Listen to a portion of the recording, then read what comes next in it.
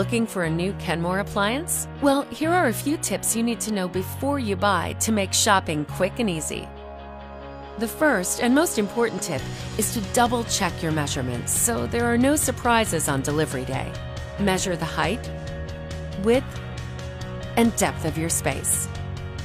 Measure the width from top to bottom, accounting for molding or trim, and note the narrowest measurements. Make sure to measure the space and not just your old appliance. You'll also need a little breathing room around the appliance.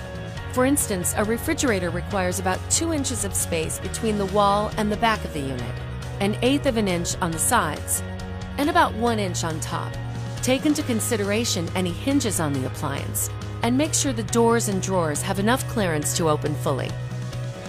Laundry pairs need about 3 to 4 inches of breathing room in back, and 1 inch on either side. Check to see that lids and doors can also open fully.